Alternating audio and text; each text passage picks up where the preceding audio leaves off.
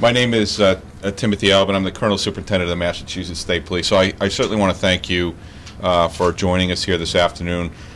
We wanted to take this opportunity to briefly talk about our social media program, our social media strategy within the State Police, some of the things that we've done, and some of the exciting things that we're working on presently.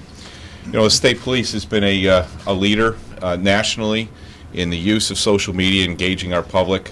The International Association of Chiefs of Police, the IACP, recently plotted the followership, if you would, of police departments across the country based on department size and so forth. And the Massachusetts State Police has consistently come out as the second leading police agency in terms of followership. So that's good news for our department. I think it's good news for the citizens of the Commonwealth. It helps us in furthering a partnership that we think is so important with the citizens of the state, certainly in large events, but I think the real story here is in our day-to-day operations across the Commonwealth, whether they be in traffic situations or spills or large events that we're covering. I think it gives the public an opportunity to plug themselves in and get real-time information from what we do. One of the commitments that we've made here certainly is in our public information office, and the gentleman to my right, Trooper Dustin Fitch, has become a celebrity in and of himself. I think it's in the social media world. Dustin coordinates a great deal of what we do on Twitter and Facebook and some of the other initiatives that we're following. Dustin has done great work in terms of outreach to the public and to other organizations to coordinate our messages on a regular basis. The results that we've gotten, particularly in Twitter and Facebook, have been quite awe-inspiring internally. I think some of you have seen some of the public interest stories that we've displayed. In particular, we had a story about the passing of one of our canines a few months back. That one story alone attracted over 1.5 million viewerships. So we're quite proud of that. And you know, those are human interest stories, but I think we've got some other stories here that have been about the criminal justice world, about law enforcement, about missing children, missing elderly folks, about seizures that we've made, significant arrests, and it's not uncommon to see 30, 40, 50, 100,000 people go to that web page and to look at our Facebook or our Twitter page on a given day. And so on Sunday, we announced the latest iteration, if you will, which is our Mass State Police mobile application, or mobile app. And this gave us the ability now to aggregate everything into one place. You can go out to the iTunes store or through your Droid vendor. You can find applications for the Mass State Police app, either through Apple or Droid for your phone. Smartphone technology, we believe, is the wave. It's the wave of the present. It's certainly the wave of the future. And it gives us an opportunity to exchange some of the real-time information with very little delay about some of the things I talked about traffic impediments, about crashes or large-scale events that happen out there. And you know, I want to preface this. I'll tell you about a letter that I got a few years ago when I was the commander of our field operations. I received a very lengthy letter from a gentleman who lived here in Wellesley, and he was returning from Cape Cod on a Sunday afternoon at noontime in July. So you know what the traffic looks like out there on Route 6 and 495, and we had a very significant crash down on 495 in Middleborough, and it required some injured folks, elderly people actually, to be extricated from the vehicle and then life flighted to Boston because of their injuries. And that created a traffic backup that lasted about 3 hours to accomplish the extrication and the life flight. And as you can imagine, in the middle of the summer, where you have people stuck in traffic, and as it was said to me by virtue of the letter, there were people that were getting out of their cars. They were walking around the highway. Kids were playing catch. People were going into the woods to use the bathroom. There were elderly people that probably did not have hydration. There were medical issues in traffic.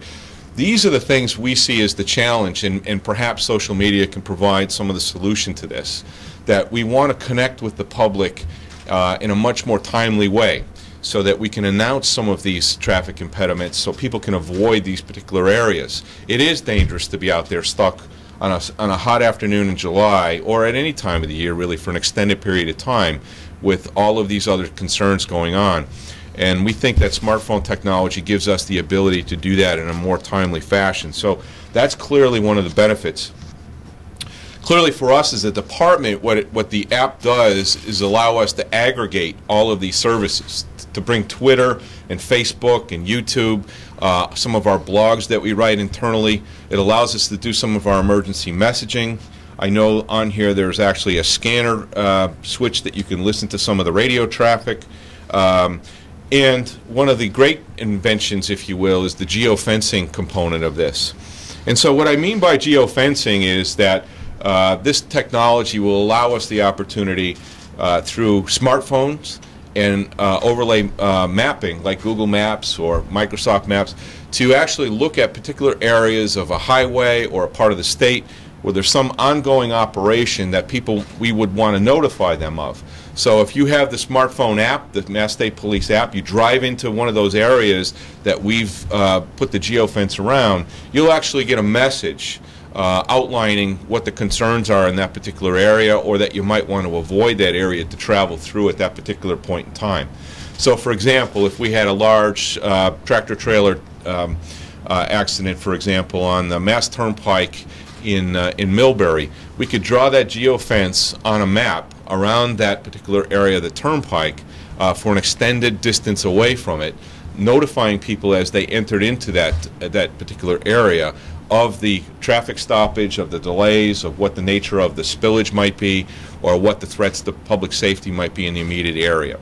Likewise, we could use it for large events. As you know, we do the marathon every year, and we do the Boston 4th, but we also do a number of other events that happen on a regular basis on DCR properties throughout the Commonwealth or in various parts of the state that are unplanned. And this gives us some great technology now to reach out and directly connect with the public, who are the consumers of what we provide, and certainly of public safety. I'm going to leave Dustin talk about the actual features and some of what they do, but I think one of the things that I want to touch on this afternoon are two things. And some of it came up in the feedback we were getting since Sunday on the app, and one of them has to do with privacy. You know, I think there's always going to be critics and cynics out there that assume because a law enforcement agency is launching a mobile app, if you will, if it's about an interaction between the public and public safety, that there's some kind of ulterior motive, or there's some threat really to individual privacy. And I want to reassure everyone, to the extent that I can, that this app and the initiative that we're doing here is purely about enhancing public safety and interaction with the community for their benefit. We have no interest, no law enforcement interest in knowing who subscribes to our app, what they do with it, who comes and goes into areas that you know, we've put a fence up around, a geofence, to alert them to traffic distractions or disasters. We have no interest in intruding on the privacy of anyone. This is all about public service. It's all about enhancing public safety. So I certainly would hope that my words are resounding with the public about that this is not what our objectives are, our goals are. They're all based in public safety service.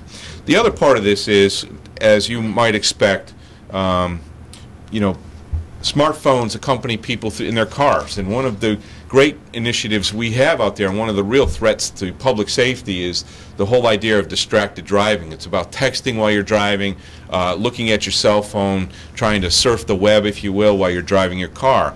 And certainly that's not what we're in any way, shape, or form trying to encourage. We're discouraging that completely. We want people to operate these things safely. Most of this information you can get before you leave in your vehicle, and if you get an alert or a notification, it's just very easy to pull off to the side of the road, if you will, and actually digest what that information is. We don't want people reading this information while they're driving their car. So this is the technology of the world in 2014. We're looking to leverage that for the benefit of everyone, but certainly we don't want to do anything to encourage dangerous or distracted driving at the same time. So I hope that that message is quite clear. The other question that came up is about 911, and there's a selection on here for sending in information to the state police. 911 is always should be your first option in an emergency.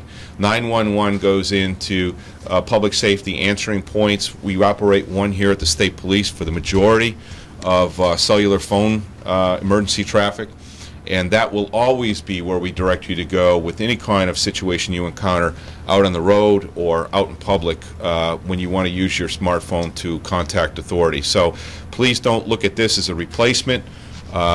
This is in fact just more service that we're trying to provide, but 911 will always be your option.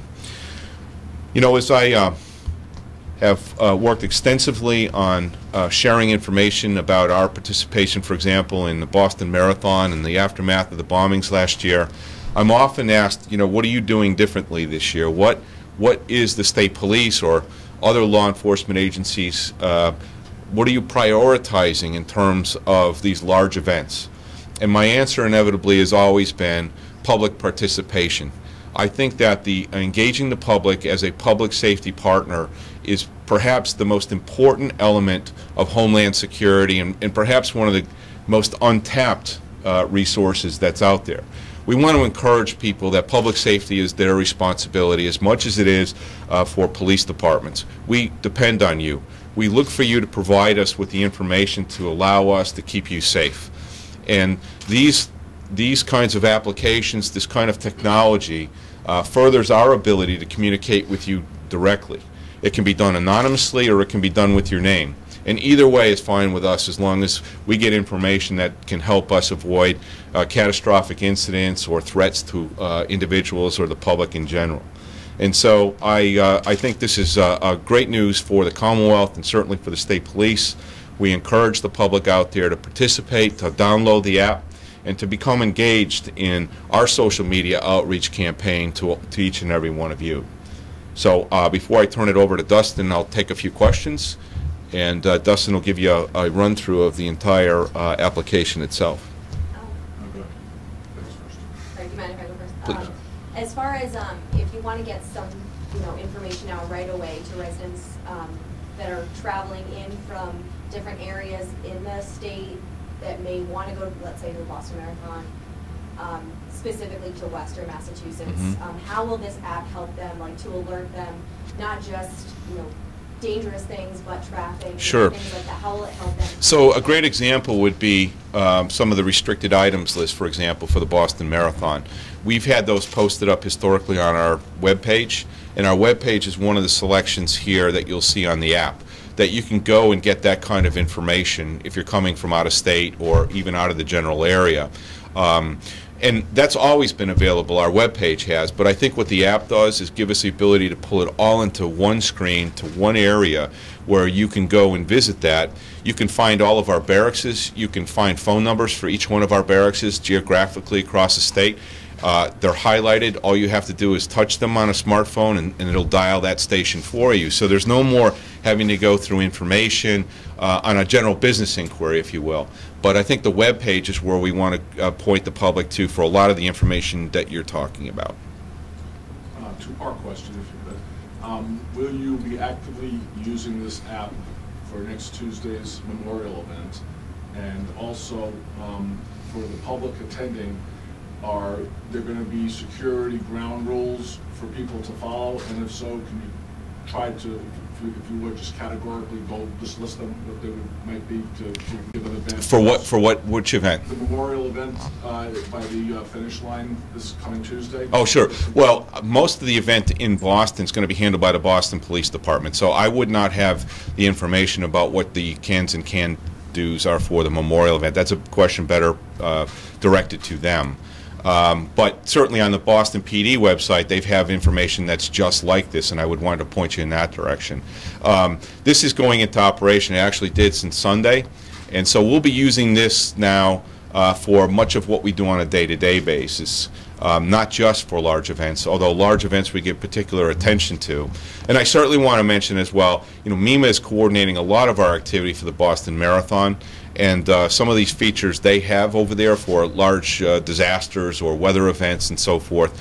So there'll be plenty of public messaging leading up to the marathon, and I would point you to the Boston Police Department for the memorial service. You'll be able to post pictures on there too, missing people, that kind of thing? We will, and we do that now on our web page. The web page has always been a little cumbersome to get to because there's these long strings that you have to, stick into your smartphone. It's a little cumbersome, but this way you can just hit on the website button. It'll take you right there. We've had our 10 Most Wanted on our web page for some time, but I think this is going to provide more focus and attention on it as we move forward.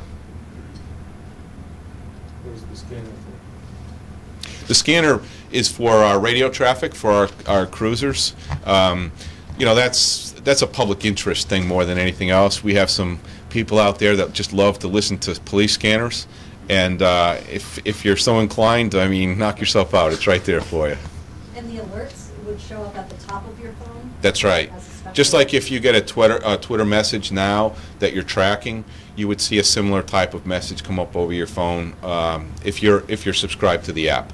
And if you drive into one of these geographical areas that we've overlaid on a map, you're going to get that messaging immediately. All right. If there's no further questions, I'm going to have Dustin, Trooper Dustin Fitch, just go through a little bit of the. Question. Yeah. I see locations there. Would you be able, let's say you're looking for a missing person, and someone knows that that missing person has a phone with this app on it, would you be able to locate that missing person? No, it doesn't work that way. And I think that's one of the privacy issues that I touched on. That's not what the intention is. Clearly, when we deal with criminal investigations or missing person investigations, there are a lot of tools that are available to us that we can get subpoenas or court orders to get certain information that would track a phone. But that's not what we're talking about here today. This is purely about public service and exchanging information that's valuable to the consumer out there, not as a law enforcement tool per se. But there are buttons on here clearly that are for law enforcement purposes. For example, if you see something, say something, we talk about that all the time. Well, there's a tip line here that you can actually email what it is that you're seeing that's suspicious to our Fusion Center, and you can put as much or as little data on that as you like, or you can take a photograph of a situation that you think is concerning to you and send that, and that'll go to our Fusion Center, and then they can digest that information and get back to you on it. Just one more thing. You were saying kind of like Twitter, like it will be alert. So if someone is traveling in, they could see specifically what exactly to avoid if there's anything going on in specific streets. Mm-hmm. So it would kind of be a pop-up type of notification. Right. Correct. Yep. And again, that would be what we call a geofence, a box, if you will, that we would put over a particular area. It might be over a highway, it could be over a particular neighborhood, it could be in a field, it could be almost anywhere. And if you came within the boundaries of that geofield, you would, if you're a subscriber to the app, you would automatically get that warning. And would you suggest, I'm sure you do because it is the entire state, but going pretty far out, suggesting that most people in the public try to get involved and download this? Well, I do encourage people to do that because I think, as I said before, I think Homeland Security or community security, however you want to phrase it, involves engaging the public in this, that you take responsibility for what happens in your neighborhood and your community, and the only way that we're going to be able to act on some of this stuff is if we know about it. And so this gives us the ability for that two-way communication with folks. And again, the level of anonymity you want is up to you. But I think the information is the most important thing that we want to gather. It's an anonymous tip. It can be. You can put your return email or a phone number or whatever you like, but there's an option there for completely anonymous tip sending to our Fusion Center as well. How has it gone since Sunday? Well, we've had a large number of subscribers to the service, and I think that would be fair to say. And I didn't mention, you know, the service is free. Like any app going through iTunes or whatever, you have to go through certain procedures of the iTunes store to get it, but there's no cost to it.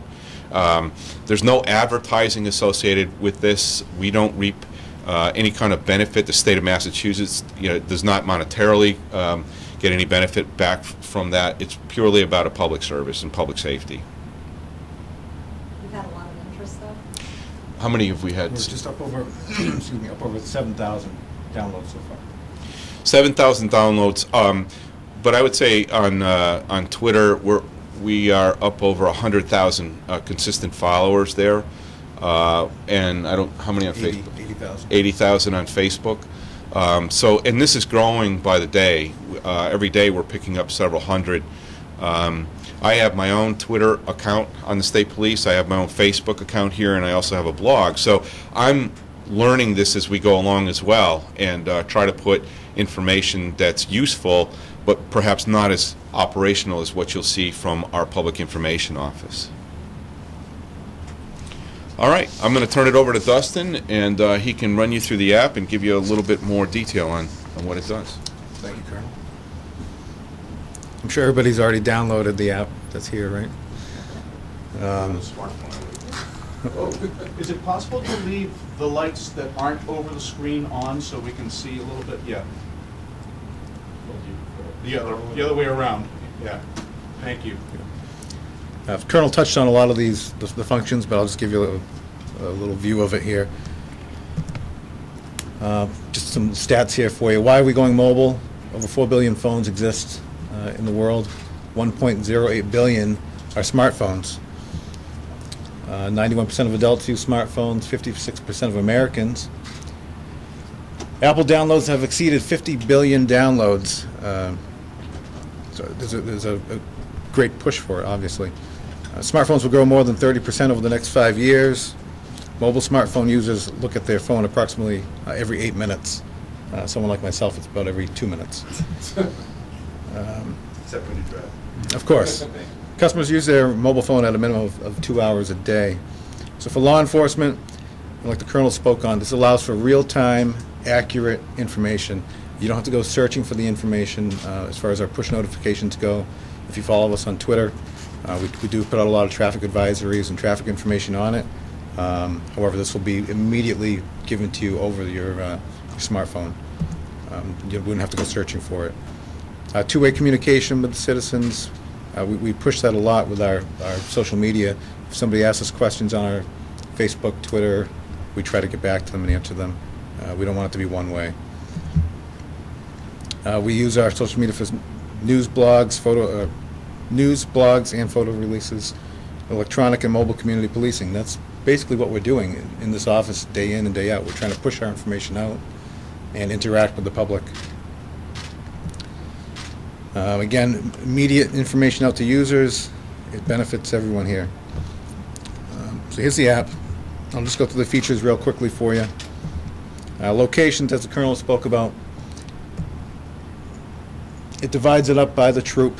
So if you are driving and you see something and your passenger wants to call a barracks, we labeled it as the regions that you know, instead rather than by troop.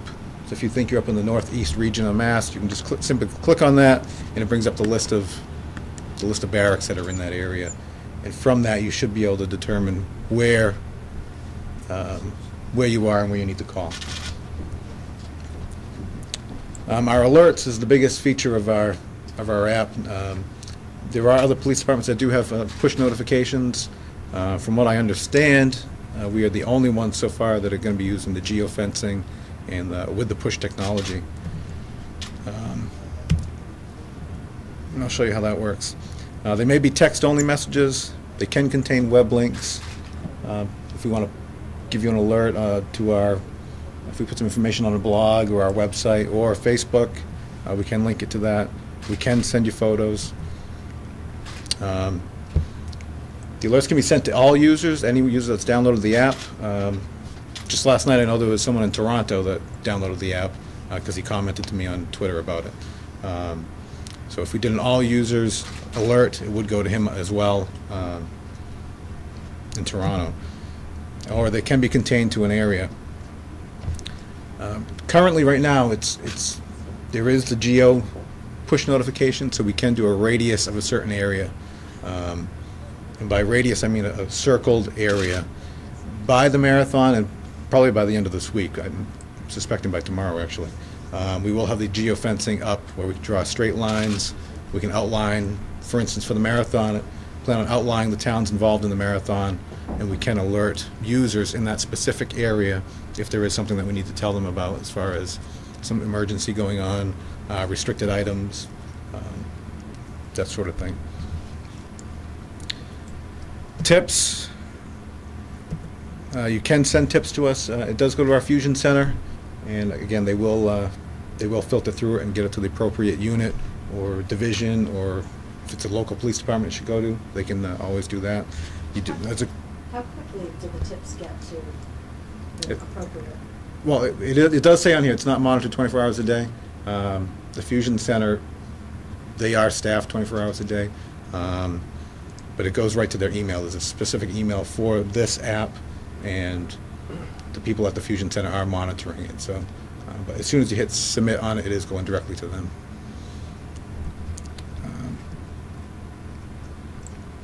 Same thing with the tips. You can send a photo in, a suspicious photo. We're hoping in the future to be able to integrate that with the tip function to be able to make an attachment to it as well.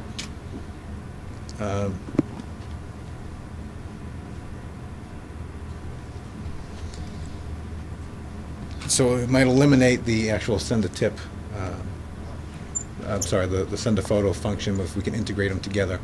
Currently, if you wanted to send a photo with some information, you'd have to do them separately, but that could be coming in the future.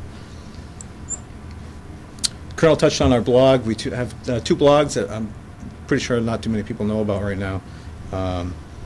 One is the Colonel's blog, mspcolonel.com, and we'll get to that, where he posts his own message. The other is mspnews.org. And we're posting all of our press releases now on mspnews.org. So if you're not subscribed to our email distribution list, you can get it from there as well. The Colonel writes on his own blog, so you can certainly, if something's on there, it came from him. That's the important thing, which not too many people know we have that right now. MSP News is maintained by our office, the Office of Media Relations. The scanner function, this is, the feeds come from a third party, so they're kind of mixed right now. If you do listen to them, you want to try it out. For instance, the Eastern Mass, it's kind of a mix of 3 troops that are in there. Maybe in the future we might be able to divide it up if we do it ourselves and stream it ourselves.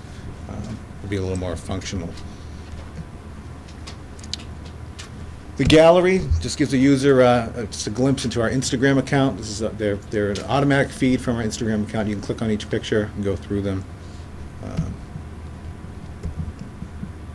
Same thing with YouTube. Just a link to our YouTube account. Of course, our social media, our big push. All of our social media, our active accounts are on here, from the Colonel to my lieutenant to my accounts. But it's just like the Colonel said, it's one place, one location to look at everything instead of searching around for it. And again, that goes right into the website as well.